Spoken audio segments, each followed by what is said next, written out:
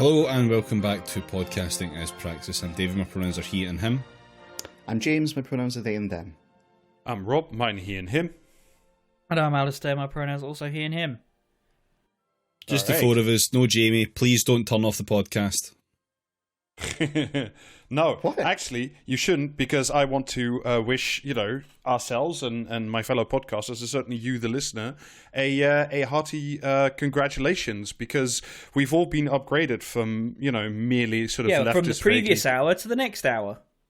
No, from sort of, vaguely online, leftist discontent to we are all, as it turns out, secret agents of variously Russia, China, and Iran.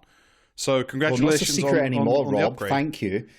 God damn it, we've been keeping that under the hat all this time, and you just blurt it out in the pod. How dare you? None of this is fucking new. Sorry, I've been under the employ of Vladimir Putin since fucking 2015. How is this new? Yeah, President Xi, personally.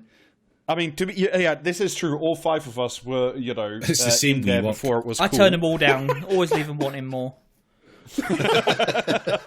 Sorry, I'm loving the image of like the We Work for Foreign Spies, except it's it's spelt with Chinese characters, of course, because they're licensing the building. Just subleasing the Havana to ISIS. Hotel. Alistair, has no one just had like has no one like had your loyalty since Robert Mugabe died, or? Yeah, I mean, no one else can offer me $1 trillion. Not in such a small package, at least. No, actually, this is this came from last week from Good Morning Britain, and it was in response to the fact that Kate Middleton apparently has cancer, and that means we should all feel very bad for ourselves for making jokes online.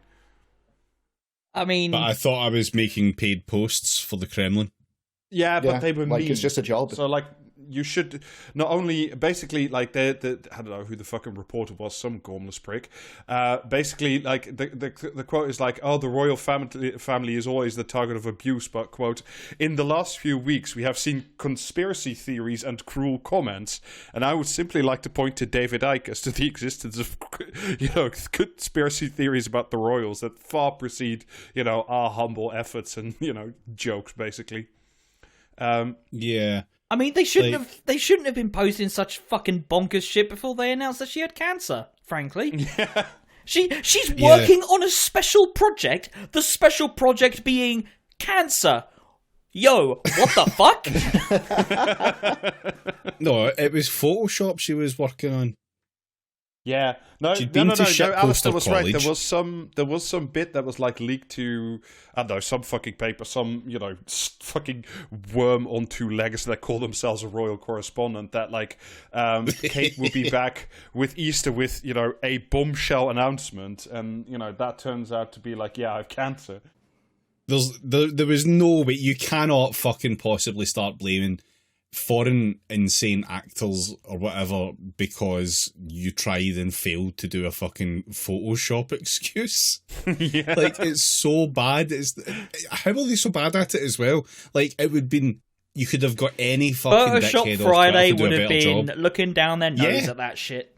Yeah. Give them back. You are a royal. They don't even fit. I've just heard from friends of the royal family. They've told me in great confidence that Kate will make the desert bloom. I'm not sure what that means, but I'm looking forward to it. It's all because the royals are fucking They're cheap. calling her the Kwisatz Haderach. Oh God, don't. Let's not cross that discourse, please. But still, The special project has been doing ungodly amounts of spice. Do That you would think be she's been mint though. learning Like the voice? if Kate is just like turned up with like bright blue eyes and like that would be That would be fucking mint. sick. I'm sorry. Yeah. They should have photoshopped her eyes blue, and this Yeah. whole thing would have been put to bed immediately. Yeah, exactly. But they couldn't Exactly. because, as I was saying, like the royals are just incredibly cheap. They won't actually hire a proper like PR team to like do all the stuff like social media management and like photoshopping for them. Like they refuse to spend money on employing people to make them look good. And instead, we get all this half-ass shit, which swings and roundabouts. I mean, you're not wrong, because I saw a video the other day of It was I think it was the producer on the Newsnight interview with Prince Andrew, and she was basically saying after that whole interview had been filmed, they just wrapped on the filming, she turned to the PR person from the royal family and just said, "How do you think that went?"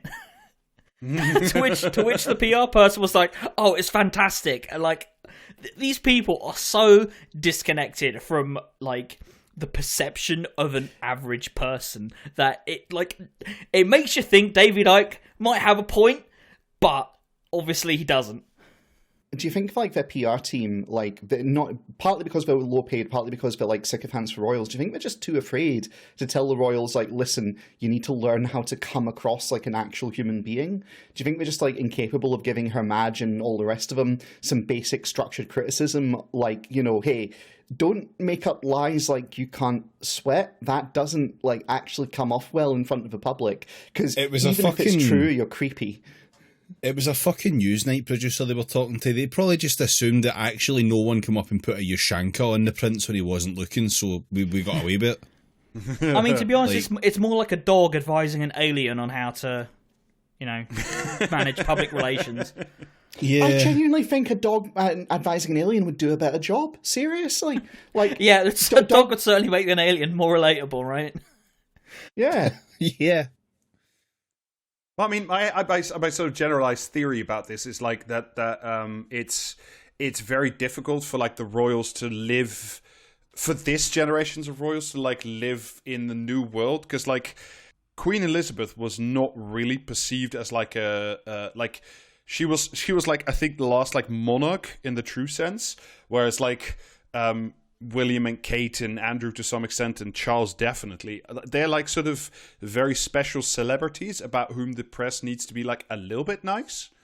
You see what I mean? Like, there's sort of a difference between that. Like, they're not anymore, like, actually these very special people. Like, they're just kind of there, and they still get the Queen was fancy hats. effectively the Queen was effectively untouchable in that regard. Charles isn't, but also I don't think anyone cares enough to do anything. Like, he's untouchable in the way that no one wants to touch him. I mean, he's sort of already, like, he got sort of blown up, like, years ago already with Diana and, like, the tapes about him wanting to be a tampon and all that. And, like, I think that was, like, probably the last moment when there was, like, some actual, like, royal mystique. And ever since that, it's just, like, one sort of slow slide into just like being celebrities by default of birth, like even more than whatever the fuck that Rob, son of David Beckham is. I mean, Rob, think about it. Like, so obviously, like, royals are all about the fucking, I hate the phrase, pomp and circumstance, right? It's all this, like, showman. It's showmanship. That's all it is. And when you strip that all away, what are you left with? A bunch of extremely disconnected, extraordinarily wealthy people and powerful people who have no idea about anything other than this, like, bubble that they inhabit, in which the media and they sort of go back and forth over issues that don't affect anyone other than the royals, essentially. And once you take away all that, you are left with fucking Prince Andrew explaining that he used to not sweat, and he was actually just being normal in Woking Pizza Express, like. Yeah. So, like, they're just, I think, especially, like, I think Charles sort of still has, like, a vestige of it, basically, because he still just exists in the shadow of his mother. But I think, like, when he dies, it's only because of the hat. It's only the hat. The hat gives him that power. But until that hat's, like, as soon as that hat's away, then none of these people have it. And until they get it, none of these people fucking have it. He's, like I say, he's only fucking getting away with being who he is just now because everyone's like, there's no point. It's the lowest hanging of fucking fruit to go after Charles in some way. And he's just not doing anything because he's the most boring fucking cunt out. So, I mean, I do think in terms of like, if you talk about the hat, I do think that like now he is, because of the weird deference that the UK has for the monarchy in general, and newspaper editors in particular want to get a knighthood, like they won't go after him in that way because it is, however you term it, it is not the done thing because they never they went after someone like Prince Philip like a little bit, right? But they didn't really like try to like snap him, basically, No, because we spent years going, haha, look at the funny racist. Isn't it funny? Exactly. But like even later on when, the racism was even less acceptable than it was when he was originally saying it, like nobody really, or like, the last sort of thing he did in public, which was to like run over someone and then not get indicted for, for seriously injuring someone with his fucking Range Rover. But nobody asked that question or like seriously like go, nobody went after him and, asked serious questions. Whereas like Andrew, you could always destroy because Andrew was like so clearly a spare. Like you could destroy Andrew because he was never going to wear the crown. Yeah. Bear in mind, though, that running someone over wasn't the last thing that Philip did. The last thing that he did was actually in death when he welcomed everyone to City 17 from every single bus stop and fucking ad board in the country. That's true. I do. I keep forgetting about getting mad after all the news channels go black. Yeah, his last act was to make train travel fucking impossible. Well, I mean, even less possible. And ruined light entertainment across the country. Welcome to City 17. Where am I? It's kind of hot here. Yeah. Anyway, moving on from that, so like I have more good news for you. In the sign that Britain is, a good country that has no serious problems whatsoever going on. So for a while now, like there have been these pictures popping up on social media, and like you must have seen them, the ones with like, I don't know, chocolate eggs in anti-thievery cases, or like a pound of mint in like a GPS tracked like anti-thievery Joe Swinson lock. Is fucking raging. So much plastic on those eggs. She hates it. You're right, though. It has been everywhere. Just chocolate egg and bio, just non-stop. We have converted the Easter eggs into dead man switches. If you pick up the egg, you must purchase the egg, or it will explode. Yeah. Playing hot potato on Gmod with a Cadbury's egg in your local co-op. Yes, love it. Love to put my hand in the gummy star. Oh. If this egg stops traveling at 50 miles an hour, it will explode. I think they called it the egg that couldn't slow down. Anyway, but you've seen those things, right? I mean, I live in a country where there's no anti-thievery locks, but in supermarkets. But I'm sure. But when I was last time in the big Tesco, I saw them on like a whole bunch of shit that they weren't on before. It was a bit weird. But like, I'm pleased to report, or at least LBC is pleased to report, that we've reached a new frontier on the the war against the honest shoplifter. Apparently, quote, Greggs has begun arming its workers with body cameras following a surge in sausage roll okay. I thought theft. that this is going a completely different direction. Yeah. You have 13 seconds to comply. Put down the yum-yum. Pick up that sausage roll, citizen. Apparently, they're not the first ones. Apparently, like Tesco and Lidl have already been doing this, but they're the new Greggs body cams can pick up to 90 minutes of video material. And so they're basically trialing this in London Bridge Station and a few other places. And apparently, quote, a sign has been placed outside the shop which reads, "Keeping everyone safe." Okay, a lot of questions being raised by my sign. Yeah. I mean, apparently, like, some of their staff have also been assaulted, which is like clearly not all right. But like, honestly, fuck me. Like, if you were working in the Greggs and you saw somebody stealing a fucking sausage roll, A, no you didn't, and B, no you definitely didn't. But it's like, are you stopping? I don't know. Are you stopping someone from like stealing a fucking sausage roll if you work in Greggs? I mean, I sincerely hope you're not. If you work in Greggs, I hope you're the one stealing the sausage rolls. Frankly. Yeah, also that. I'm going to put a caveat on the it's not okay if it's the staff. If it's the security staff, I don't care. Yeah, that's true. Fuck 'em, also, because I guarantee you, however they were assaulted, they fucking started it. I mean, I fucking remember talking about Glasgow, right? Glasgow used to have like security guards only at night and only in that one McDonald's next to Central Station. Basically, I don't think security guards in McDonald's is a novel thing. For some reason, things get very rowdy in there at night. Yeah, like usually about 3 a.m. once all the clubs have well and truly emptied, and yeah, it was. That's the only place we had them against the fucking the McShitter. That's what it is. Mm. They're all there to kick fuck at the hamburger. The McDonald's anti-monarchists go to war with the Burger King monarchists. Oh dear! But since then, like it has been becoming more common, though. Like we are getting more and more like necessity for guards in these shops. And I say necessity in the loosest possible fucking terms, but yeah, like, necessity because they said there was one. Yeah, I mean, frankly, it might have something to do with all the price gouging in just general when it comes to all of our food and drink. Maybe, perhaps. That might be causing people to get desperate. Presumably, it's because there's so many more fucking homeless people outside, which they're shit terrified of.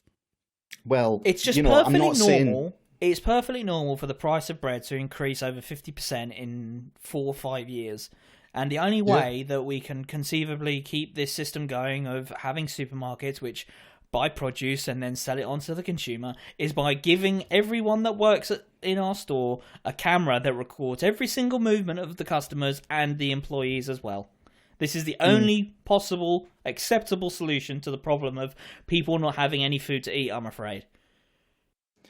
It's just stupid because hungry people will get into brawls when food's around. It's just like it's human nature. It's well established throughout history. And like people in McDonald's are actually in survival mode. I mean, gotta grab every single fucking French fry you can. Well, before they kick you all out. Genuinely, for a second, let's pause, right? Throwing my head into the fryer like a fucking oasis. But, like, alcohol lowers inhibitions, right?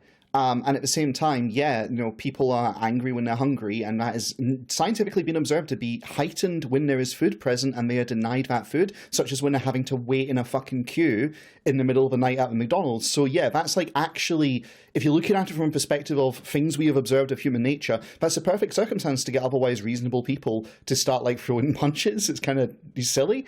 But then if you then extend that out and forget about the drunken part, but just have people being hungry and homeless and struggling, then yeah, this is going to be a reality of it, and it doesn't have to fucking be this way. Like, if we were to, say, take hold of our housing market, drive down the rents, kick out the landlords, and, perhaps also take hold of our, like, supermarket supply chains and just, bluntly insist that, no, you're not allowed to price gouge. Maybe take hold of our energy markets and do the same thing and say, no, you're not going to be allowed to price gouge anymore, and also we're going to build infrastructure to store natural gas so we don't get seasonal spikes. You can't. No, because that's communism. Therefore, it's bad to do that because it's communism.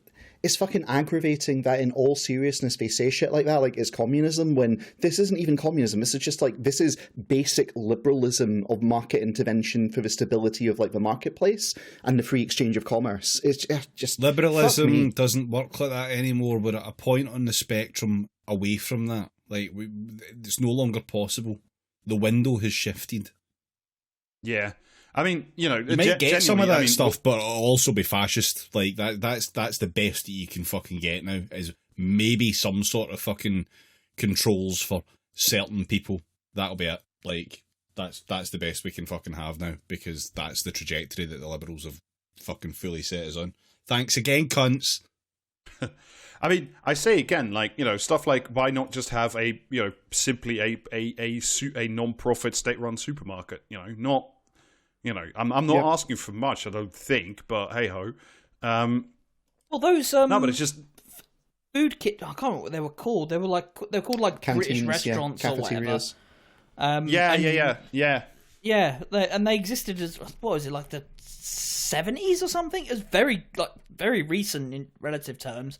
I think they got abolished before then, but you're not wrong. They did last a long while. Yeah, But like The best you can hope like for British... is maybe they'll relaunch Wimpy's. That's the best you can fucking get. Is it cheap? If it's a relaunched Wimpy's and it's cheap, then I'm okay with that. Corrected for inflation, sorry. All I remember of Wimpy's is they used to serve baked potatoes, so you may indeed be in luck, James.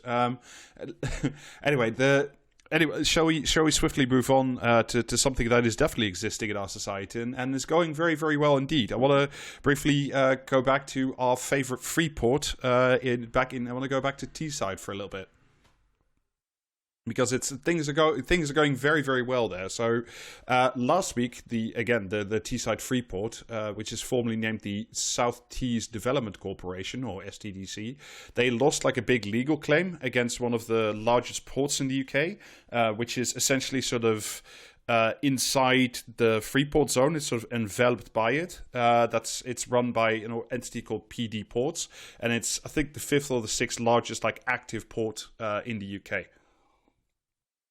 It, in turn, is owned by the giant investment firm Brookfield. So, like, none of these, again, are good guys, but to its, very limited credit, at least the port is real and provides actual jobs to real people who do work there, while the Freeport has brought in, a whole bunch, nothing apart from profiting a few very well-connected businessmen intimately associated with Ben Houchen. So, again... mission accomplished then, right? It pretty much. So, like, the lawsuit I'm talking about was not in UK High Court, but in one of the courts in London, at least, and was brought by the STDC and its sister organisation, Teeswork Limited, and their contention was basically like a very simple, like, right-of-way issue. So the Freeport was claiming that the actual port, so PD Ports, had no right of way across their site where the old Teesside Steelworks used to sit, and the port authorities said, "Yeah, we do." Basically, in 2019, and we touched on this when we talked about this in more detail, the port authorities, so PD Ports, donated like a small but very critical piece of land to the Freeport to create a big roundabout that basically allows access to the main development site in the Freeport currently, which is where a Korean company is building a factory for building the chassis for big wind turbines. And without having that very specific plot of land to build that roundabout, it would have been very difficult to get material in and out. So that was like freely given by the port to the Freeport authorities, because they said, well, if we give this away and the Freeport turns into a success, probably more people use the port, it will benefit us, da-di-da-di-da. And in return for that donation, again, according to the port authorities, the Freeport promised that they would continue to have access through the Freeport and its land for their own traffic. But a formal agreement of this right-of-way document was very, very slow in coming. Indeed, it still hasn't been produced. So all of this might have had something to do that Ben Houchen is actually on record, or at least was on record in 2019, as wanting to buy the port itself. And, maybe if that port doesn't have right-of-way anymore and it can't transport its good or have access to emergency services in case of flooding, then, maybe that port goes down in value and you can buy it for a lot cheaper than it was in the past. It's fine. Right, okay. To me, this sounded more like the most American suburban, my neighbour won't turn his fucking stereo down ass court case. But I mean, that makes more sense. It is pretty much that. It's like it's sort of yes or no. It's kind of like the only reason I'm talking about this is because the stakes are quite high and the numbers involved are in the several millions and higher, or billions if you're talking about the whole Freeport site in and of itself. So. But also the other reason I'm talking about it is because this is one small fuckery around this Freeport. So basically, what happened afterwards is like instead of, as promised, giving the Port Authority like right of way so they could to take their trucks across the site, the Teeswork Development Company started claiming that all port traffic across their land was now quote unquote inherently dangerous and they tried to block all traffic, i.e. they tried to pretty much strangle the Britain's 5th largest port to, reinforce their own claims and, possibly lower the value of the port itself to buy it out. This has a distinct, 12th century fabricating claims on some other guy's fishing land weirs. Type. Yeah. So, in all seriousness, do you know what this is ultimately heading towards? Because I'm loving this, and I've been thinking it for a while now. You're not wrong, Alistair. You just got the... well, a very particular kind. You're not wrong. I think it's just a little bit too early. I think it ends in warring city-states. Real, Italian-style warring city-states, frankly. Because that's exactly what this shit is. Oh, well, I mean, the next move was sort of reminiscent of sort of Italian fraternal organizations, because the SCDC, the Freeport authorities, then under Ben Houchen, then sued the port authorities over this right-of-way business. But but we are willing to settle this claim, but only if you hand over 90% of any dues or taxes you receive at the port. Mm-hmm. So, okay. Good-looking port there. Landlords. Be a shame if anything happened to your access. Yeah. Just is racketeering not the word for this? Is that not what that is? I mean, you might say that. I couldn't possibly comment, but it's it seems to share some hallmarks. Well, I mean, the judge in his verdict this week also called it a ransom note. So, as does the FT. So I think we're safe to repeat those words. But yeah, that was... do you know what it actually has the energy of? It has the energy of an 80s crime movie side quest. Yeah, it does a bit, but the interesting, that Freeport is an interesting thing, and nobody will convince me otherwise, because it's funded to the tune of hundreds of millions, and again, every paper will tell you by the taxpayer, which I'm not quite sure that's how it works directly, but we can say that public cash was involved, and public cash in the form of council money was certainly involved, and now at minimum £4 million of that cash will have to leave the coffers of this fucking Freeport to pay for the frivolous lawsuit that they started, basically over trying to hold an actual working port to ransom, which is an incredible fucking move, basically. And all of this is basically... Is it still gunboat diplomacy if you do it on the land, if you're, land blockading them? Ajax diplomacy, I think, is what I think might best be called. But yeah, and all of this very is loud, but doesn't work.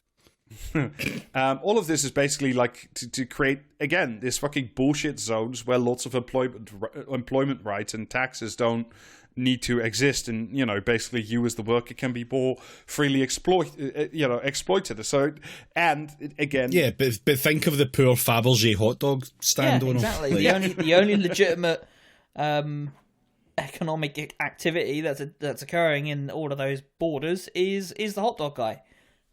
Well, that and grifting.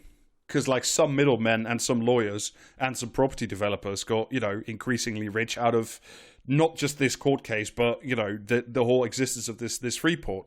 And the reason I keep banging on about it is because this one, apart from, British Vault, my other fucking obsession, is, these are the most visible signs of leveling up, which, yeah, bullshit, but, there was a piece out recently that Starmer has also been promising more devolution and more combined authority mayors, when Labour comes into power, and they all want to do good deals with the private sector. Balloon that has been let go makes flopping noise as it barges into wall. Stop doing this shit. Bring back the regional councils. We don't need fucking mayors. It doesn't Dave, it doesn't matter. Give it 10 minutes. Give it to the end of this recording, and the policy will have been dropped or replaced or whatever. Keir Starmer is a quantum waveform, and if you ever observe him, you collapse him. What? How does that work? Right, genuinely, right? If people are so convinced that a Labour government is this fucking inevitability we all need to make peace with, what the fuck does that actually look like? Like, what the fuck Arms do for Israel. do? Like, that's it. That is the one concrete policy I can guarantee you. Yep. Arms for Israel, crackdowns, Ban the vapes, privatized NHS, and selling the NHS. Like those are your that's your hat trick. Stick that in the manifesto. Right, okay, yeah, that's all red. Like, they'll continue doing the shit that's already been done. But what's going to be the thing that they actually do? Like, as much as the Tories do fuck all, they've got levelling up. Like, they have this Freeport shit, they have the fucking British vote nonsense. It's all fucked, and it's not going to work out. But they're doing something. What the fuck is Labour's thing going to be? They're going to exactly create, the same. You know, even they have their, what was it again? The Infrastructure Council, the Business Development Council, more regional mayoral combined authorities, just more little guys for everywhere. You know, just more layers and layers of opportunity and obfuscation, and baseline more opportunities for grifts for property developers. You know, all of them. Now is the time to say that you're a management consultant. Now is the time to do that. Because if you can get even one fucking month on that CV, your quid's in when Labour comes into power.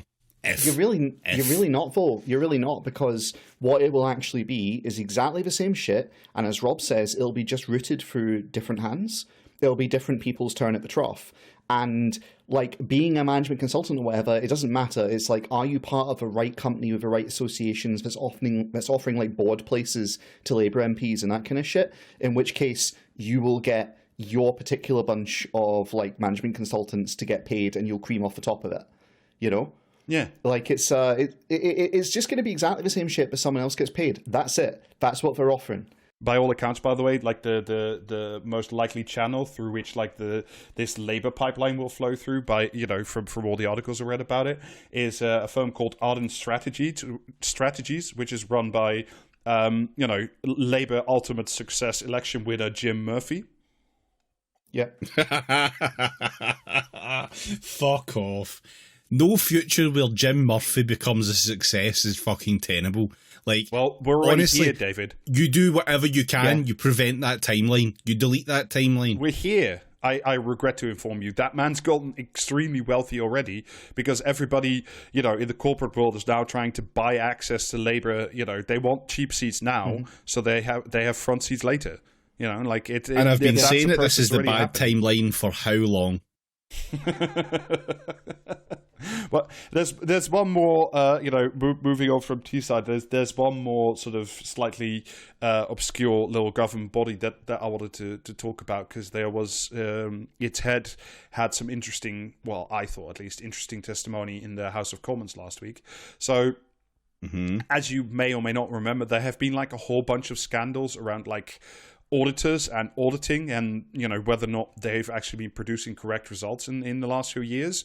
So Carillion, the collapse of Carillion was a huge one, where I can't remember who the auditor was, but, you know, they'd signed it off for years saying this is a healthy company when it clearly wasn't.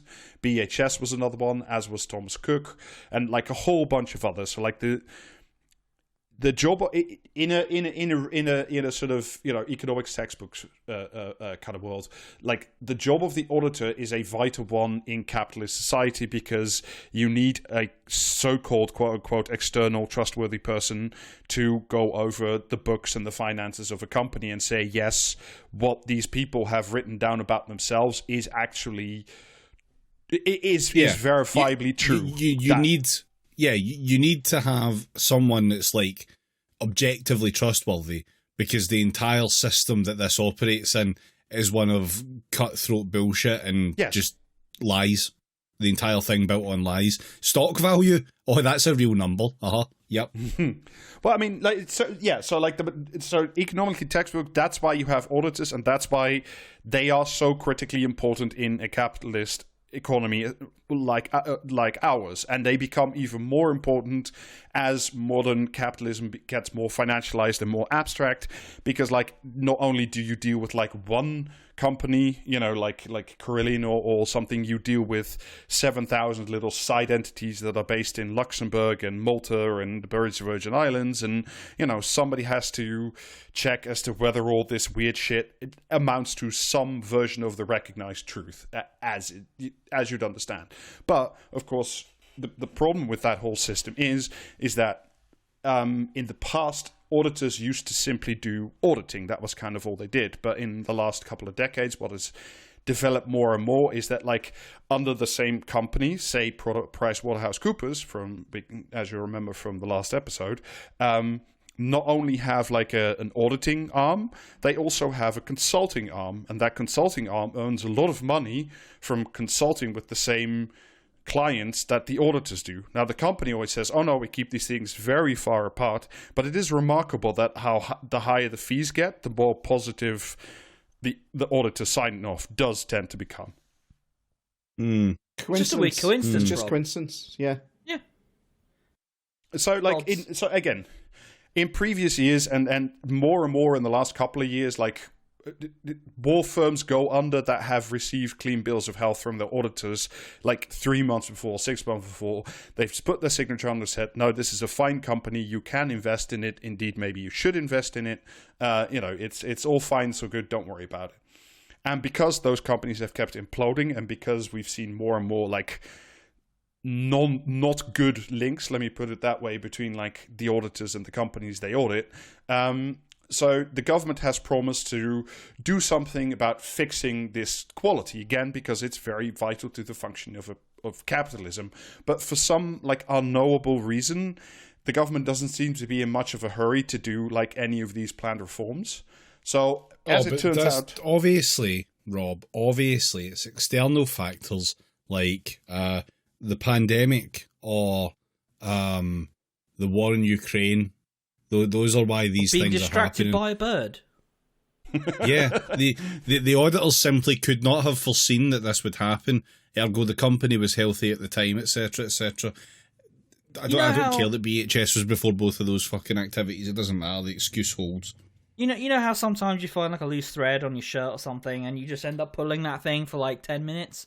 Yeah, it's just that's all of a sudden it's been 10 years, and the company that you've been doing auditing for all this time has gone bust, and you cannot be held responsible because you were busy, pulling that thread. Just and then you look up and it's all gone to shit. Whoops! Yes, I'll go on to the next company. But rather than a thread, it's the little hangnail that you pull on, and it's just a strip of skin right the fucking way out the body. Yeah, you unzip yourself by accident. Yeah. No, see, you guys have got it wrong. You got it ass backwards, I'm afraid. It's that the auditing companies are looking at the hangnail, they're looking at the obvious thread that's going to unstitch the whole thing, and they're going, I better not touch that then. I don't think I'd be doing my due diligence if I examined just how bad that got. I'm going to leave that well alone. This is a sensible thing to do. Yep, all looks good. It's all fine.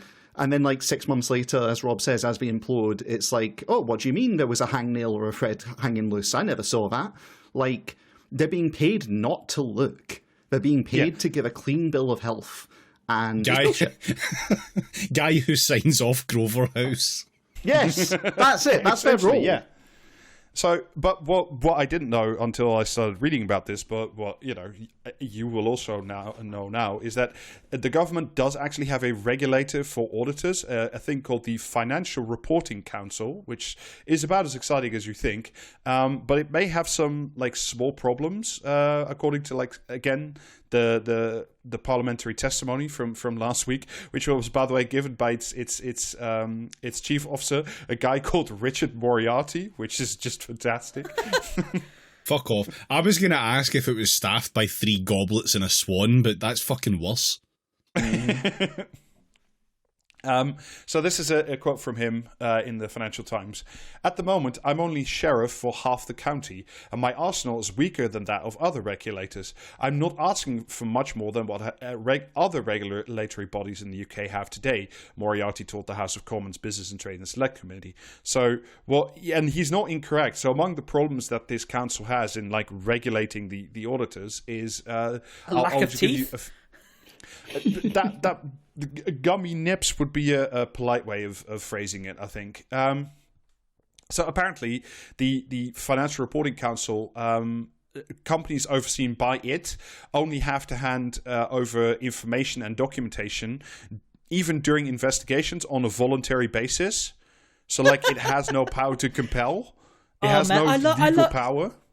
It's so fucking great when you hear, like, the comparison that, say, a person who is self-employed and the obligations that they are put under with HMRC rather, versus a fucking corporation that makes billions of pounds a year or whatever, and they only have to give the stuff that they want to give to the regulators. Fucking beautiful. Like, corporations aren't people, but only because they're better than people. It's a regulator, but in the sense that the guy who turns up to check you've got a license from a TV licensing authority is a regulator, you know? Yeah. It gets better, though, because apparently about 40% of the funding for this whole body comes from industry itself, and very often, like, the big auditing companies just simply don't pay. So, like, their CEO spends a lot of time, like, going to these companies cap in hand, saying, by the way, you haven't settled your bill for the last few years. But because they can't compel any payments, you know, they are incredibly reliant on the people they are supposed to regulate to pay them. And I wonder if that's, you know, smells at all like the auditor's profession as a whole, just in and of itself, which is, you know, it just fucking incredible. It reminds me a lot, by the way, if you're looking for a parallel, of like 2008, where like the credit rating agencies, so like Moody's and Rob, such, were paid by there. people with the securities. Let me stop you there. The Big Short is just a cool movie with a lot to aspire to, and that's exactly what the regulators just would have taken away from it. Cool guys walking around, shouting at each other, saying cool shit, being dudes. and being dudes. That's right. Going to Las Vegas, having a good time, yelling at some more people, and then all going home and then making loads of money and being sad about it. That is what we aspire to as regulators. Yeah, and like Karen Gillan working for like the regulator and going to Vegas so that she can land a job like with the private equity. That's maybe cool. Rob, That's good. maybe Margot Robbie will turn up in your bathtub. You never know. Yeah, like I can't get her out of the thing. I see no problems. I keep installing. Get out! It's filthy in there. Robbie. Yeah, Jesus Christ. Look, I'm just saying, if Anthony Bourdain wants to like turn up in my kitchen and make me soup from like days old haddock, then like I'm okay with that. I don't see a problem. It's all good. It's all ethical. James, we are recording just after Easter, so, you know, it's not entirely impossible. I'm just saying, if I had to pick someone to raise from the dead, right? Anyway, so apart from, like, those things, which I'll have some, you know, mild problems with them, apparently it can't regulate competition within the audit market. So, like, if there are 4 big firms, like, there are only 4 big audit companies, and between the 4 of them, they regulate, like, all the major companies that are listed on the London Stock Exchange. But that's not a problem, and also, like, this council, even if they wanted to regulate it, which they frequently don't, they can't, because they don't have that authority either. Nor can they go after, like, directors of auditing companies if the financial shenanigans, like, really start to get very smelly. I mean, So- it's crucial at this stage that we do remember that these people do in fact have addresses. But it is wild if you think about it. Like, the sort of the inherent death drive, and I know this is not, you know, what Marx meant by, you know, that capitalism eventually creates its own destruction, but like capitalism's desire to sort of dissolve everything and, like, you know, hack at the pillars of its own survival really is a magical thing, because, like, where we started, for capitalism to function at all in a sort of economic textbook manner, there need to be trustworthy auditors. But, you know, yeah, but Rob, what who cares? do you need that? What do you need an auditor for when you can just say that you've made a 3% increase in your profits every quarter for the last 18, 20, 30 quarters, whatever. Never mind the fact that you have completely gutted every single thing in your company that actually did anything, but the number is very big, and that's very exciting. Yeah. Grover Auditor is actually doing us a favour, because capitalism won't start eating away at the foundations. Why would it? There's all sorts of tasty house meat under the stairs. And just to I mean, again, I haven't bothered looking into what Labour's saying about this, guys. I freakily couldn't sum it up the energy. But there was a little last bit, a quote I want to read from the FT, which reported on this. Speaking on the same session on Tuesday, the Kevin Hollinenrake, Enterprise and Markets Minister, said that the government was, quote, not against establishing a better, more powerful regulator, as indeed they had promised, and that it was, but not quote, for it. Yeah, but fantastically, but, quote, he also said, we are keen to legislate when we get the time to do that. Yeah, I've just found this hangnail, and unfortunately, until I get rid of it, I can't do any legislation that'll give a regulator anything resembling a set of teeth. So you're just gonna have to wait. Yeah. We are. Whoops! Oh, whoops! It's the end of the parliament, and we've just been fucking annihilated in a general election. But I hope the next guy wants to do this thing that he has made absolutely no indications that he'll ever want to do, because he basically just become a puppet mannequin thing representing the CBI. We're very busy levelling up. He added, by the way, fantastically, we are not anti-regulation. We are always conscious about the red tape and making sure that businesses aren't burdened by red tape. So yes, we like regulation, but not regulation. Don't be silly. What are you all about? Like, it's just Rob, there's regulation, right? And then there's regulation. I mean, it's all about efficiency, because right, you could burden business with all the red tape of actually having to do their fucking jobs in a way that is vaguely socially constructive, or you could take the money that would be going to the regulation sector that's actually doing the job of like supervising, and just take a portion of it and give it straight to the politicians, meaning that less money is spent overall. It seems like a clear winner, frankly. Why are you against efficiency, Rob? Well, James, actually, what I have for you for tonight's article read is a secret third answer, which is to do absolutely nothing, because the problems are simply there. Hello, and thank you for choosing Podcasting is Praxis.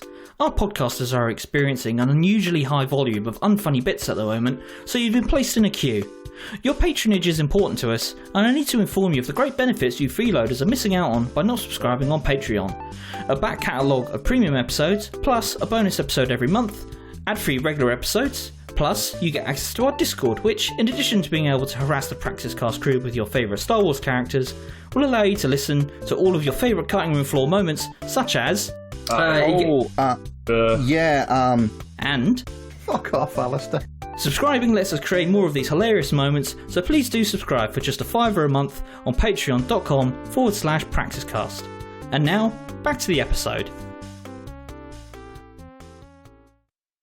So, this is... I looked at the problem and I got scared, so I decided to go home.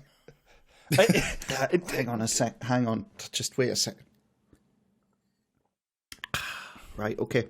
Sure, I'm ready. Let's do this. Go on. Hurt me, Rob. So hurt me. This is after my mind raise removed Seb Payne from the Financial Times. I have a new project.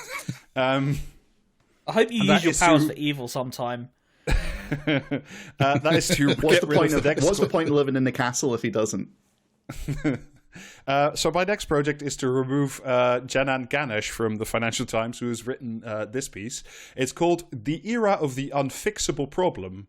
The subheader is refugee flows, low birth rates, and left behind regions persist because there is no answer, not because politicians are useless. Read, there are problems, and I don't like the solutions. Also, yes. The question everyone is answering, nothing is to be done. Yes, okay, cool.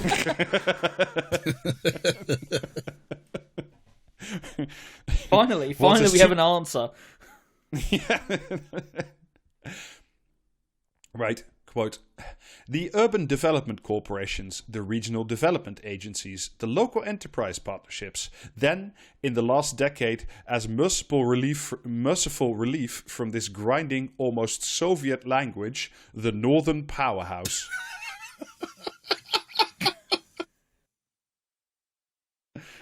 Oh, yeah, okay. You know, all these things started during the time of noted Soviets Margaret Thatcher, John Major, and Tony Blair, but never you mind, okay?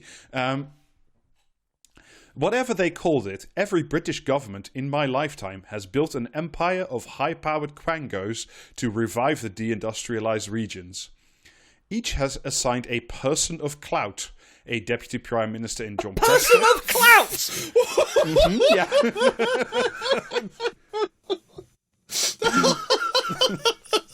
I'm fucking glad to hear that November is getting good work. Like, that's excellent. H-bomb, just I knew he'd get into government eventually. Hell. Love it. Absolutely love it. Truly the most discriminated against of all the protected characteristics, people of clout. Except with their posters, David, then they should be protected at all costs. Each has assigned a person of clout, a deputy prime minister in John Fuck off. Yeah. Blue text metal. a deputy prime minister in John Prescott, a chancellor of the exchequer in George Osborne, the elemental force that was prime age Michael Heseltine to lead this mission. The elemental force. Holy shit, that is oh man, I didn't realise we were doing a creative writing exercise of this one, Which Rob. This fucking is element led? You've got fire, water, earth, wind, and fart, and that's what he fucking represented. Wow, we keep Legend of the Wind Waker, yes. We keep allocating all these like extremely powerful people to deal with this problem, and weirdly the problem only seems to get worse. What possible conclusions are there to be drawn? Just that there are no solutions to the problem, not that the people involved are completely uninterested in actually solving the problem. Well, also, like, it's not because I do think that they were fundamentally not uninterested in, like, solving the problem. I don't think they're, like, callous in that way. I just think they all, in, you know, with variations on the theme, try to apply... They all just identified a completely different problem. No, they applied the same, like, sort of, you know, neoliberal marketized solution, which was, you know, like... The way for northern cities to make themselves, you know, to function and to live and to have you tried being a service economy yet? Have you tried opening a Greg's? Have you tried opening a Waitrose? Have you tried opening a Warhammer store? I hear those are all the rage now. Man, we really need to get rid of this nail, but the only thing I've got is a screwdriver, so I guess we just need to wedge it in a little bit tighter. Like, yeah, okay, I mean, sure. You've got a hammer, every nail looks like a screw. But seriously, like, that was sort of, you know, it's always the same thing. And, like, in this sense, I hate to say it, but, like, Ganesh does have a not unreasonable point. Do not dare finish that sentence. The Urban Development Corporation, the Regional Development Agency, the Local Enterprise Partnership, Leveling Up, Northern Powers, what they all did was, roughly speaking, with some variations on the theme, the same thing, which is to say to northern cities, ex-mining towns, ex-fishing towns, what have you, is to say, well, we are in a global market now, we can't do anything and don't want to, above all, disturb the mechanisms of capitalism, so you have to make yourself more attractive, and the only money we will give you is to say to like a local council or some fucking authority in the north, or wherever, you know, poverty abounds, is to say, we will give you some money, but instead of you using that money to build something for yourself, you must do it to enter into a partnership with a call center or some other fly-by-night industry or an Amazon warehouse where, you know, they exist to strip out the humanity and, you know, pay people minimum wage or 0 hours wages or whatever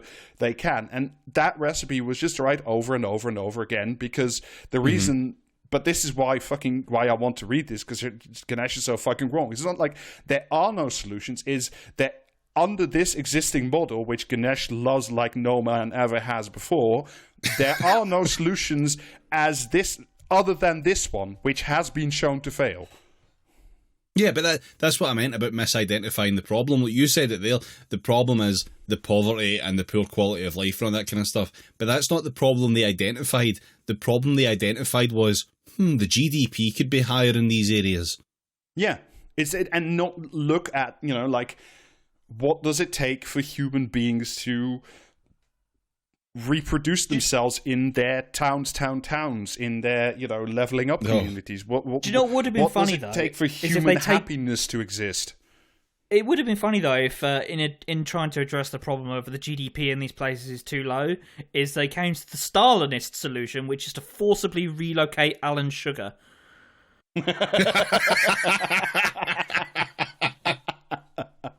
My only question, Alistair, the only question I have, comrade, is where?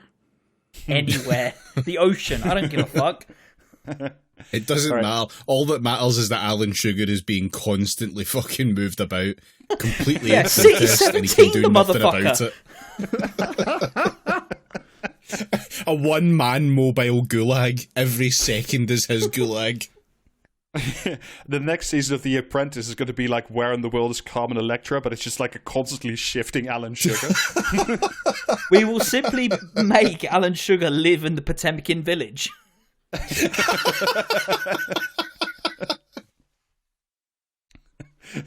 Anyway, back to the article.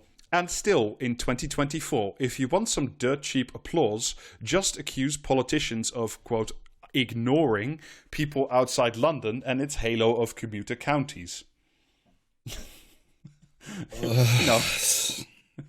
So that's not a thing that actually happens or anything. It's not, video of Rishi Sunak literally saying to his constituents in a garden party that, they're using money designed from the Levelling Up Fund to, I don't know, build a new fucking polo track in whatever his fucking constituency is. Just Rishi Sunak standing in front of a crowd just listing out counties that are like further than Leeds, and like that's literally Lisa Nandy's bit. Applause. How does this lie about the political class manage to live on?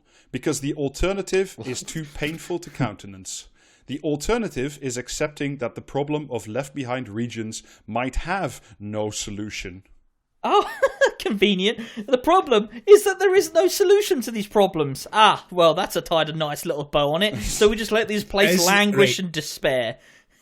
Is this article going to end with the supposition that actually, because there's no solutions, we should all just accept that, and therefore the problem is actually within us the whole time?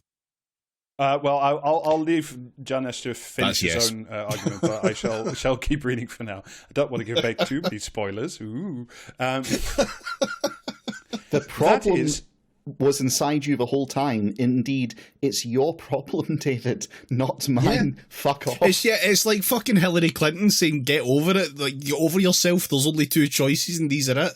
It's the exact same fucking attitude. Eat your fucking slop and be grateful, you pricks. Pokemon go into the wilderness and perish. Yeah, love it. That is, the state, though it should never stop trying, can only do so much against foreign wage competition, technological automation, and other global forces that have eroded a certain kind of blue-collar community. Ask the American Midwest. How about we ask Cuba? Again? How about we fuck... Sorry, go on, James.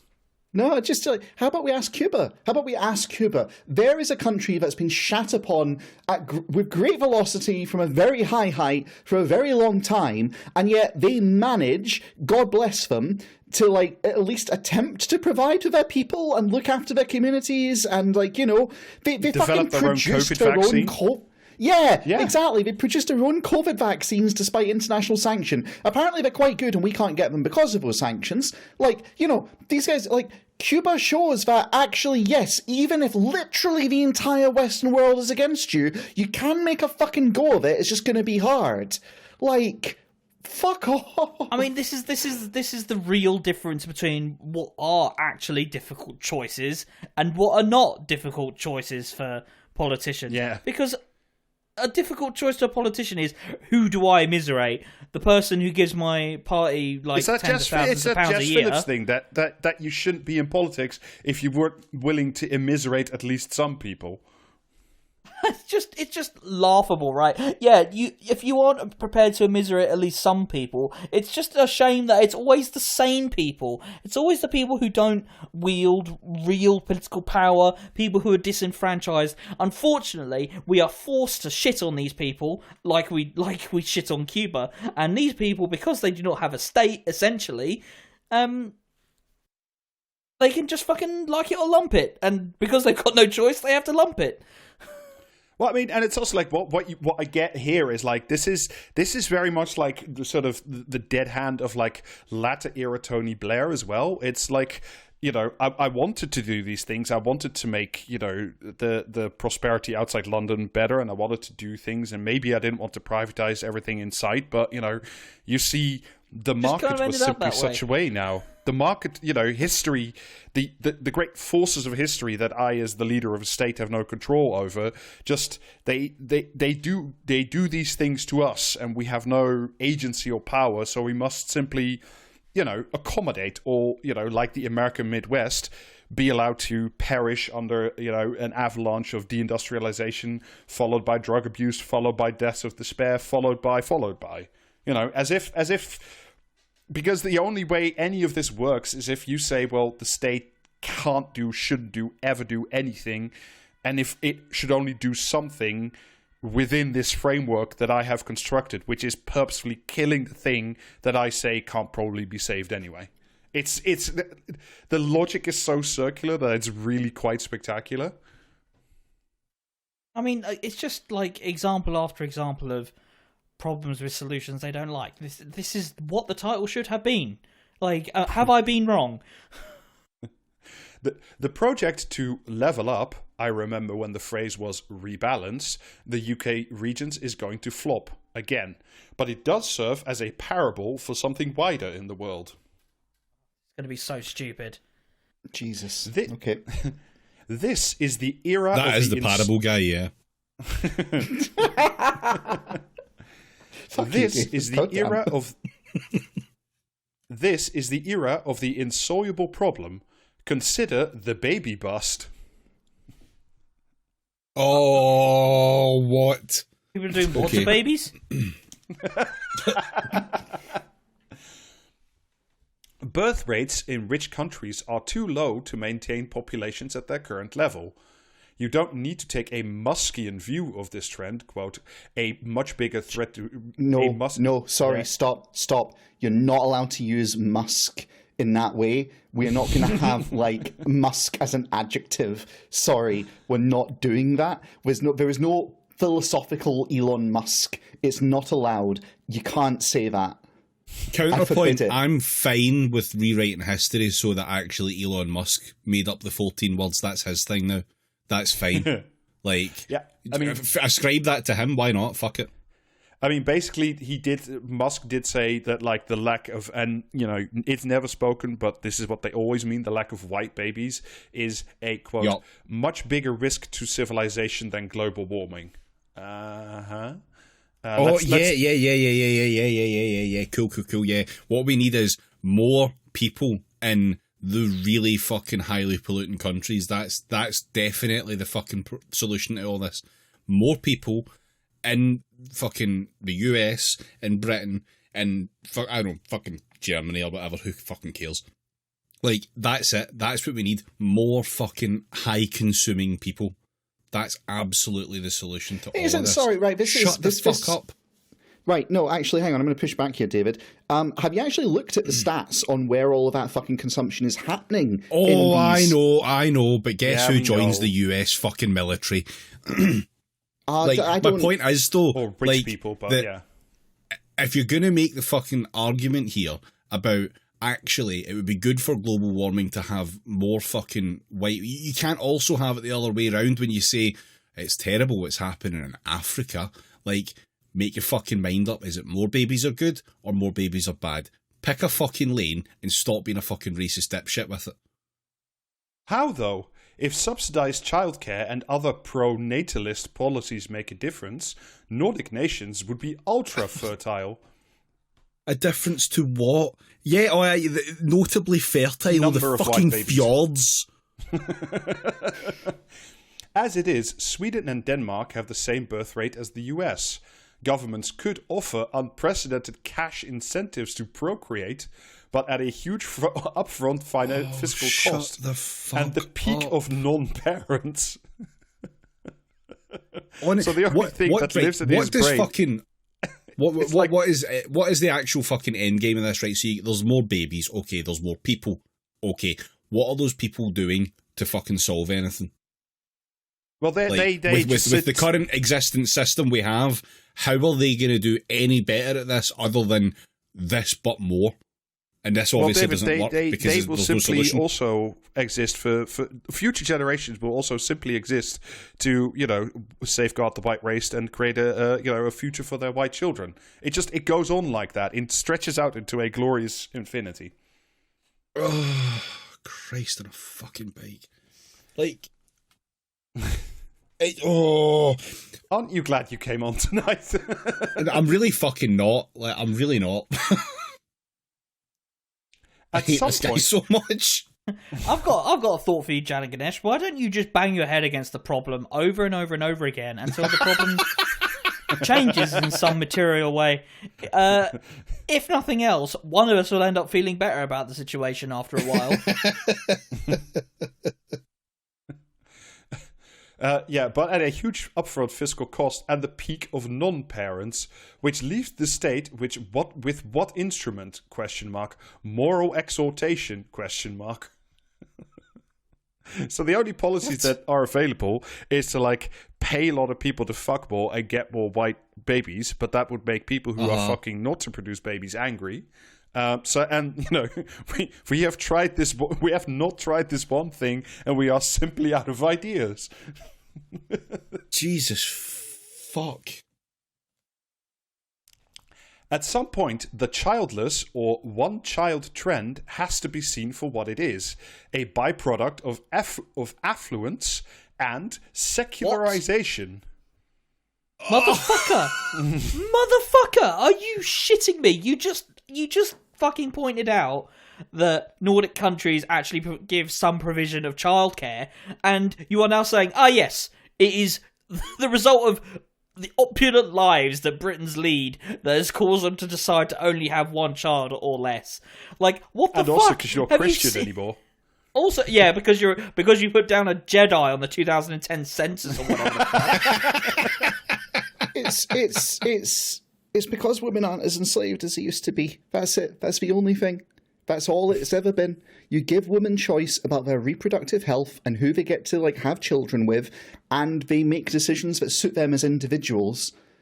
That's it. That's all it is. It's not just that, though. In tandem. Because, how the fuck can someone afford a fucking child in this? Yeah. Honestly, everyone that I know that has had a kid, I think they're insane. And not in any sort of fucking, bad meaning way. Just, how are you doing that? How can you afford that? 100%. That is wild to me. The idea of having the fucking financial ability to do that, or even feel that it's a financial risk that you can take, all fucking respect and power to them for it, but my God. It is such a fucking huge thing to take on, and it's so much harder because there's no fucking money going about. The wages are shit. The wages are only going to get worse. The jobs are shit. The jobs are only going to get worse. Where the fuck are you finding the time to do parenting?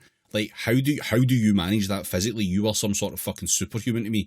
I am astounded and fucking shocked at the concept of it and how it can remotely be regarded as, actually people only do it because they can afford not to. Motherfucker, how can they afford to do it? Well, it's in my situation, right? My I don't make a huge amount of money, but my partner has a well-paying job, and we live in a very high-functioning country as opposed to the UK. But everything is expensive here, including childcare. So, we've been talking about this on and off, and I think genuinely one of the biggest obstacles that we have to seriously think about children is the questions where the fuck in our budget is the money going to come from to pay for childcare and all that shit, because we both need to work, and it's just how do we and if we can't do it, and like I said, my partner earns a good salary, how the fuck is it a problem of general affluence, whereas I know a lot of people who are quite affluent, also for like Swiss standards, and even for them, they're like, yeah, we really had to like sit down and like spreadsheet this motherfucker before we had kids. Yeah. And it's like, but this is the thing. It's like the root cause is women get to choose. And then as soon as they get the choice and they get to make like reproductive healthcare decisions, then there's the questions that follow up from it, which are basically boiled down to two things. Number one, is it physically affordable? Can material circumstances support it? And then number two, is there a future worth giving them? And we fail on both counts. Well, I mean, James, have you considered undoing these things, even if we were minded to, would require a bizarre type of government? What? Bizarre. Fascist? Like that? No, I mean, communists. The fascists in the States. Well, here's the thing: the fascists in the States are taking away women's reproductive rights because they're like, well, we can't give them money so that they can actually like afford it, and fuck hope for the future. But if we just take away their reproductive rights, they'll just be bounced into it because people are horny and they'll fuck anyway, and that'll solve the problem. That's their solution. So, yeah, but I have an even better problem for you that we also cannot solve. Mm-hmm. And even this isn't the ultimate case of an insoluble problem in the modern world. No, that plays out every day along the southern US border and on Mediterranean shorelines. It is impossible, politically, if not physically, for America or Europe to accept all, or most, or even a large percentage of the people who seek refuge here. At the same time, it is... Is it? Why? It is, David. It simply is. Oh, well, that's news to me.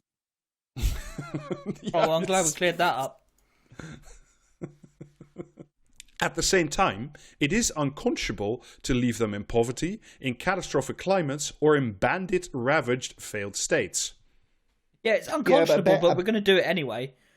Yeah. Like, funnily enough, between an irresistible force and an immovable object, somehow that irresistible force is just going to be overcome.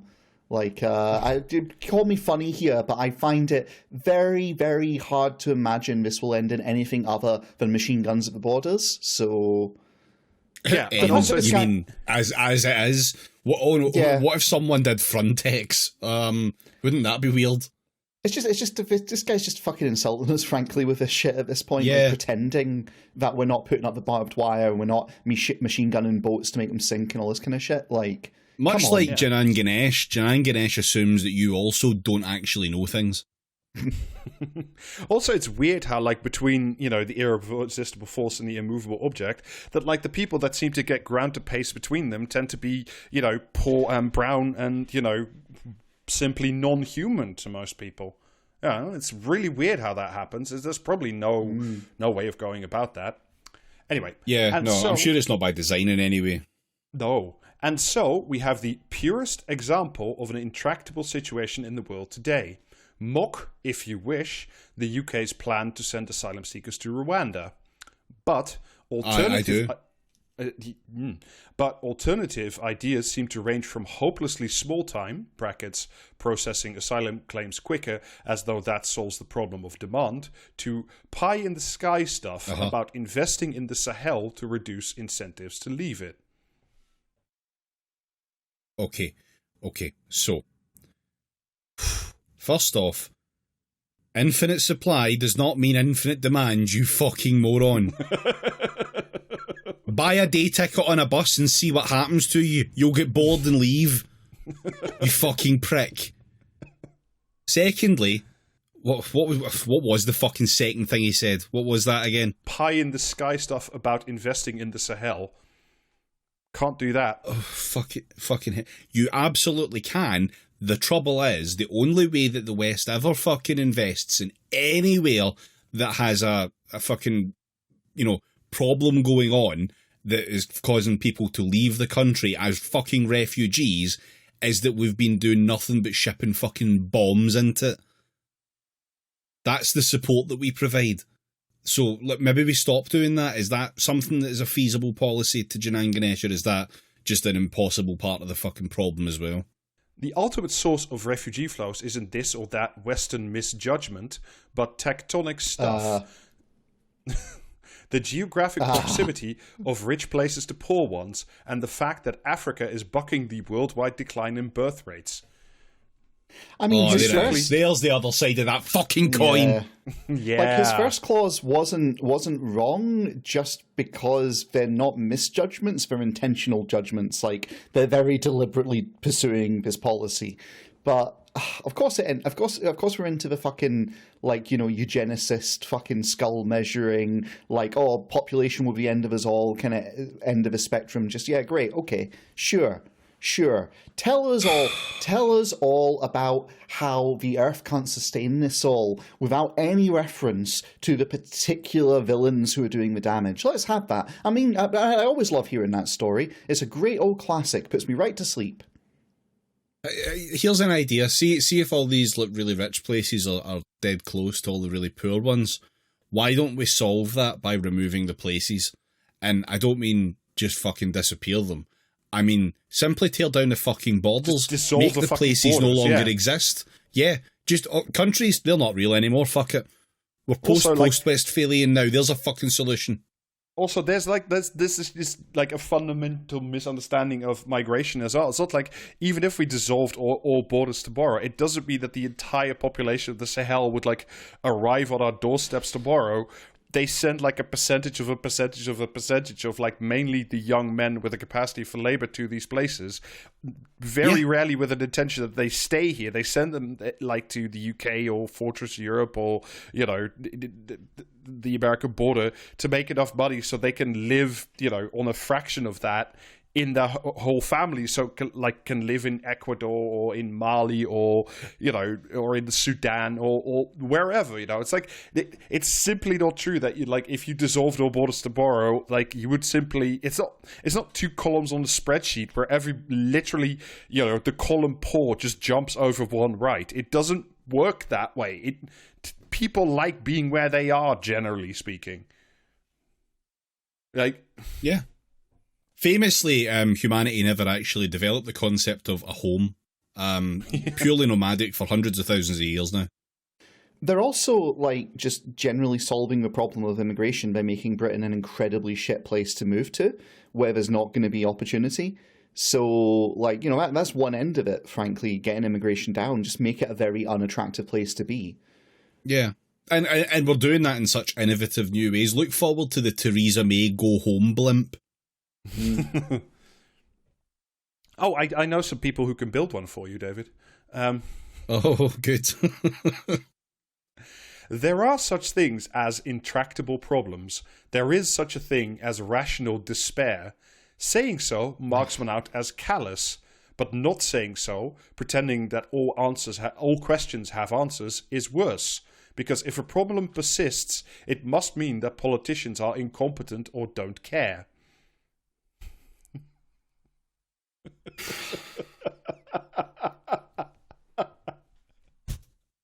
I'm so sick of this. This is the worst article in fucking ages. Oh, fucking hell. We've such a cornucopia to choose from as well. Mm-hmm. From an essentially Jesus Christ. From an essentially positive premise that nothing is beyond human ingenuity, we arrive at a cynical and acrimonious atmosphere. Yeah, purely based off the incompetence of politicians. They're just not very good at their jobs. Do you know what their jobs are? Do you know what they do? Do you know what their purpose is? Do you know what the purpose of a representative in a liberal democracy in the West in 2024 actually is? It is fucking connections and wealth extraction, you fucking tit. The purpose of the system, Janesh, just in case you were confused, is what it does, not what it says on the fucking side of the tin. It's not the same thing. Jesus. Well, but Rob, I heard that work will set you free, and that was written right above the door, so I don't see... I mean, just... And also, it's like, but politicians, I think for the most part, it's certainly in the UK, are either incompetent or don't care. I do think it is as baseline as that, but it's like, that's not... The problem isn't the problem is, isn't that the answer to that is to just be cynical and say, oh, there are intractable problems, we can't fix them, not even with our prime Muskian philosophy. It's like you can do better. The system can change. Like we're leftists and we stay leftists because we keep believing that better worlds are still fucking possible, even in 2024. Because otherwise, if you just sit in your capitalism, in your late stage capitalism, in your neoliberal little bubble, in your Davos world, then yes, of course you come to the conclusion that nothing can ever get any better because you simply refuse to accept change in the system. And yet the numbers still go up. Like, these are the same people that say nothing good can happen, and yet they all know and expect that the number will continue to increase because it must. Like, so if that's not the measure of things getting better, what are you doing wrong? Where may be the fundamental fucking issue in your identification of the problem? I mean, we did talk about it because it was too late, but I'll just bring it up. Too late to include it in the nuggets. We'll just bring it up now. But like, according to like the new like global wealth report, like last year there were 141 new billionaires joining the cast, and there are now in a new category of people that actually appear a resounding endorsement on the system. Do not continue reading whatever it was you were just about to say. There are now 12. There are now 12 people who the same report calls cento billionaires, as in they possess $100 billion in wealth. Oh no, we can't fix these problems. How much was it going to cost to solve world hunger again? Just a couple billion. Like, honestly. Yeah. Housing, even housing in the UK, like I'm not even talking about the Sahel or the Central America or wherever, like it would be vastly cheaper there. You could solve housing in the UK as well. You could, but capitalism operates on that way. When there's too much of a resource, it loses value. So like, if all of these people were to do that, then like, I don't know, like money would fucking implode conceptually or something, because actually everyone's spending it fucking wrong. Like, the system self-corrects in such a way that only misery is fucking possible unless you're one of these very select few people. And even then, you're only a fucking tool of that misery. I am well located to understand that sometimes there is no good move.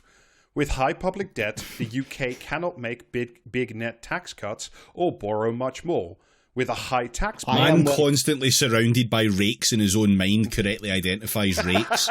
I am well situated. I'm just like, tell us that your parents constantly told you were a disappointment without telling us that your parents constantly told you were a disappointment. With high public debt, the UK can't make big tax cuts or borrow much more. With a high tax burden, it can't raise taxes to improve public services without compromising... What high tax burden? What high tax burden? What, like, historically? Historically, is this a high tax burden? I think it's fucking not. What the fuck are you talking about, high tax burden? We have incredibly low tax for some people who coincidentally are the people who should be paying the most. Oh, James, you have activated Rob's trap card. Yeah, exactly. Let me read you the next clause. Without compromising incentives and the animal spirits in business. The animal spirits. Oh yes, my degree in animus business studies is finally paying off. People said that if you're a business shaman, you'll get no work, but I told them, just you wait. One day I will invoke the Great Spirit. It will descend into my flesh. It will show me visions of untold luxury, and I will bring that to my tribe. And lo, it has come to pass. Fucking but it's hell. I mean, it's Friedman, isn't it? Or it's Adam Smith, the animal spirits of the market. He's quoting somebody else. I know that wording from somewhere, but yeah, like we can't tax people because otherwise the special cento billionaire might leave, and that'd be horrible. Brexit has turned out to be a giant clucking turkey of an idea. brackets, 32%. Turkeys don't cluck, you fucking idiot. They gobble. Yeah, but... Get one fucking basic fact right. He's got Jan in there. You got to admit. Yeah. Fuck it. Honestly, I'm supposed to take lessons about fucking the overarching politics of our time and economics from a man who can't even do the fucking farm noises right. The cow says the tax burden is too high. Look, when he was a child, all he read was Animal Farm, so it's not really his fault for not knowing the noises. Oh, for fuck's sake. I only ever read the pop-up book of Capital, so like it's all got the little buttons. It's great. Also, I think it's quite, unfair of Janesh to do that in the animal spirit of Brexit, which apparently is a turkey, but, it's an animal spirit. Brexit was actually a very good tool with which to drive a wedge between Labour's electoral coalition in the years 2015 to 2019, which conveniently, once that period ended and Corbyn had to step down, just wasn't an issue anymore. So, yeah, great. Well done, Don't everyone. worry about it. Yeah. Everything is good now. But that was nothing to do with it. They said they were going to get Brexit done, and guess what? On that day, they did. But there is little stomach for the national rancor involved in trying to undo it anytime soon. I want to feed this cunt to the national rancor.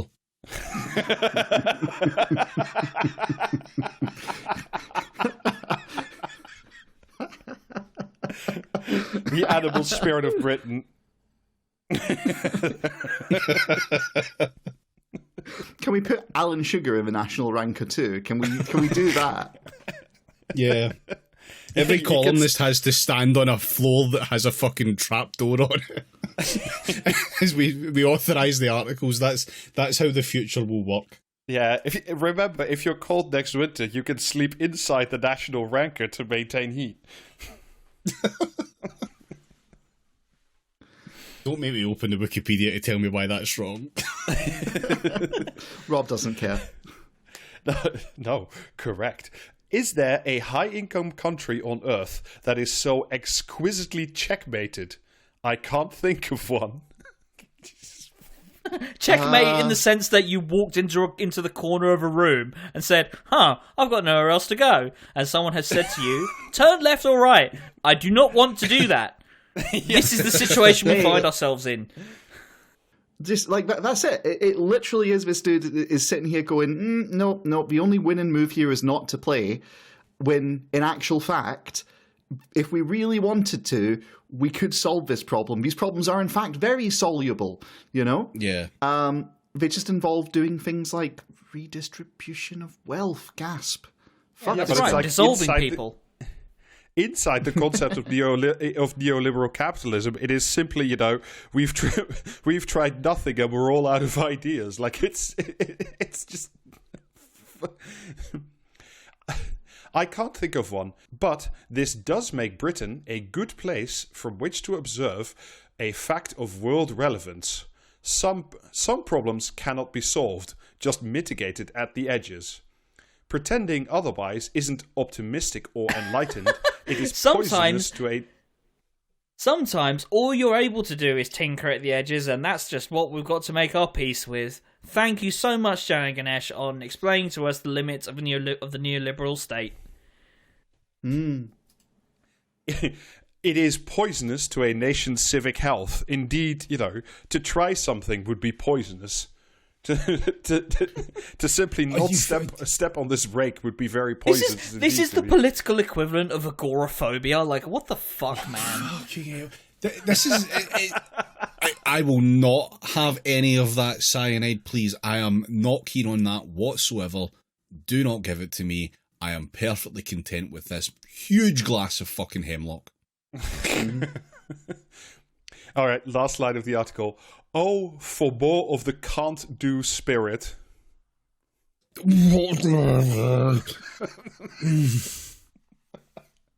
I hate him so much. I fucking... How do you fucking... In a world where Seb Payne is not at the Financial Times, how do you still manage to be worse than Seb Payne in the Financial Times? At least the good thing about this is like the comments, which close always quite quickly when he posts a new article, is just pages and pages of FT readers going, Jesus Christ, you're an idiot. Why do they still pay you? The one good comment section on any website. Well, the Financial Times, like, I mean, their whole shtick is they have to keep capital informed as to what's actually going on. So the readers actually want, like, clear-eyed, level-headed, just, commentary and examination of the world as it actually is. So when you get, like, fucking rank ideologues like these kind of creeping in, they do actually kick back against it because they're paying for a product where they actually just want the facts and they want sober analysis, and this guy's giving them neither. So, this guy isn't giving them sober analysis. He's just taking a massive hit of ayahuasca and is about to start shitting himself and vomiting. Mm-hmm. If that comment section says anything other than the rat goes squeak, I don't want to fucking hear. Like, fuck this guy. Well, I think we will end on that note. There's no comment or commentariat this week because I think we've all had enough of comment and commentariat for one episode. I've definitely enough of fucking commentariat anyway. Jesus fucking Christ. Whoa. Anyway, that simply leaves us to say that we, if you like this and you want more of this, not necessarily Jedi Garnish content. For that, you have to pay EFT. But you can, pay us at patreon.com/praxiscast for more episodes and all other kinds of delightful benefits. You can also go to praxiscast.tmail.com. And buy t-shirts because it's going to be a warm summer again and you want to show off whatever fleshy body you have. Get yourself a hottest summer on record shirt. Exactly. Yeah. It will the be shirt correct that's again always this year. right. Yeah. Yeah, it's evergreen or brown, I guess. Yeah. Anyway, is there anything Twitch else streams also. Oh, yeah. Twitch streams are also a thing that we sometimes do. We're getting really fucking bad at this. I might do one on Thursday, so that should be release day this week. So twitch.tv/praxiscast. And if you're sick of hearing the fucking ads, then please do subscribe to the Patreon because they don't have them on that because you've already done the thing we want you to. Exactly. So, from one hopeful podcast to your ears, goodbye and have a lovely day. Bye. Bye. Bye.